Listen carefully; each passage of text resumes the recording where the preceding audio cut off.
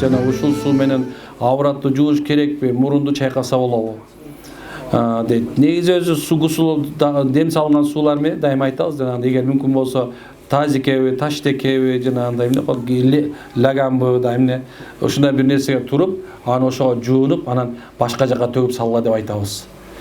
Жанагындай усул алып атканда, жуунуп атканда, абратты да жууса болот, анда эч кандай эмес жок. Болгон нерсе ушу эки, жанагындай бир нерсеге тазикке тоз эмес керек. Эми бирок шаардасың, эч нерсе башка жер жок болуп атат. Эми айла жок болсо, дурус эле боло берет, эчтеке болбойт. Бирок жакшы адеби ушундай бир эме кылса, алдына коюп алса жакшы болот. Психолог эгер кимдин дарылоо методикасы менен таанышсызбы, анын методикасы менен дарыланса болобу, ал мага сыйкыр бар деди, сеансына колдорум тырышып калды эле. Негизи ошо психология жагына келе турган болсом, эгерде кимде-ким баягы көп убакыттарда баягы кандай десем, транска түшүрүү жана ошону гипноз менен кылган нерсе шариятта уруксат эмес. Анткенсе бул дурус эмес иш болуп эсептелет. Анан кийинкиси мен бул ишин методу менен бир эмес, бирок психологдордун көпчүлүгү менен таанышмын. Ошо алардын өз методдорун көптөрүн билем, окугам, даже керек болсо бир убакыттарда көптөгөн врач бир туугандарыбыз келип, сизди отуруп практика өтүп кеткендер болгон. Практика мындай айтканда, сиз жаңы отуруп көрөлү, шарият боюнча, анан кийин бул медицина боюнча кандай. Ошо Акталада сабак чыкты, медицина, психология деп чыкты, чыгартар азыр. Эмне үчүн дегенде, бул өзү медицинанын бир жолу, шариятта да боло эки болсо, дем салып атпайсызбы? Шариятыбызда дем салуу, жанагындай бир чөп менен дарылоо, кастоправды кылуу деген нерселер бар. Мына ошол нерсени туура деп эсептейбиз. Бирок эми караса психологдордун көпчүлүктөрү карап мисалы жинди менен жиндин айырмасын кылуу керек деп айтабыз даймачы. Жин кирип кеткен адам башкача болот. Сыйкырлаган адам башкача болот, билесиздер. Арын өзүнүн эмеси бар. Бирок психологдор эч качан сенде сыйкыр бар экен деп айтыш үчүн алар же диний илими болуш керек, же ушуну шариятты билиш керек да. Анан кээ бирлер мисалы бул мен оюнча кореец окшойт да. Кореец болгондун арасында жанагындай шариятты да түшүнбөш керек. Ошол себептен жакшысы психологдорго барганда өз жанагындай бир караш керек да. Кайсы даражадасың? Сыйкыр бар деген нерсени карашыбыз керек. Эгер ким письмо прощения, кечирим кат жазыш керек деп билген адамдарына, анан каттарды өрттөш керек дейт. Бул уже биягы уже шарлатанство болуп кетти. Шариятка ылайыгы жок нерсе.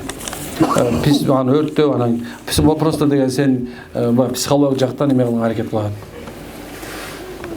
Ассаламу алейкум, тумар тагынып жүрсөм дейм, кимге жаздырса болот, кандай сүрө жаздырса болот? Чоң рахмат сизге. Тумар маселеси өзү билесиздер, шариятыбызда өзгөчө каралат.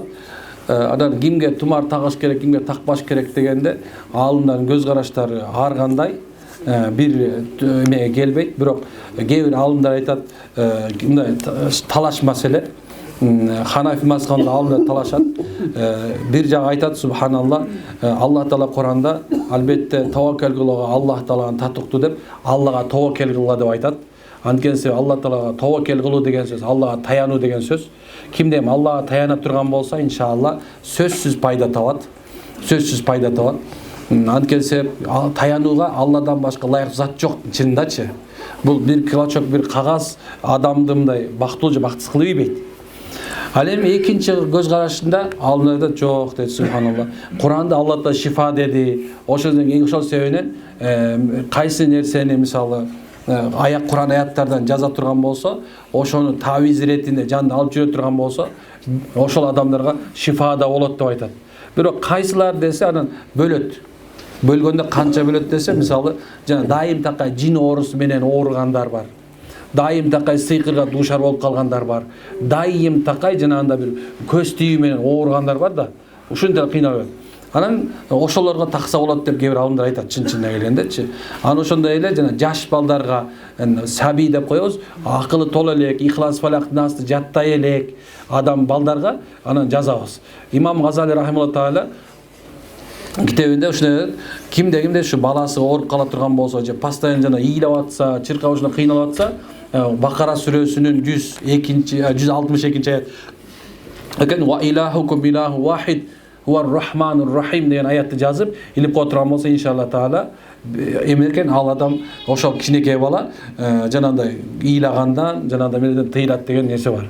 Анан эгерде бир адамдар ошол жазганда белгисиз биринде айтканда бир немелер менен жаза турган болсо, чыныгы акыйкат Кур'ан аяттар болбой турган болсо, мааниси бузук боло турган болсо, аны жазыш дурус эмес. Кээ бир адамдар бул сыйкырчылык дейт. Көп убакта кандай сыйкырчылык десе, жанагындай бир астро жанагындай жылдыздарды эсептеп, ай күнүнө коюп, аны ошондой кылып анан неме алып кетиши мүмкүн. Бирок ошол эле мезгилде шариятыбызда абжат деген илим да бар. Аны унутпашыбыз керек. Абжат деген илим бар. Ал биз эсептеп ошолорду жазгандар дагы бар. Бирок жакшысы мен эгерде ошо сиз акылыңыз толгон адам болсоңуз, акылы толук анткени билесиздер, мукаллаф деп коет шариятта.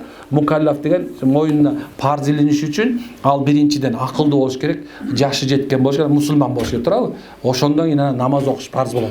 Эгер акылың толук болсо, жашың толук болгон болсо, мусулман болгон болсоң, анда дайым такай хасбуналлаху ва ни'мал вакил, таянууга Алла жетиштүү деп жүрө турган болсок, иншалла ушул сиздерге пайдалуураак болот.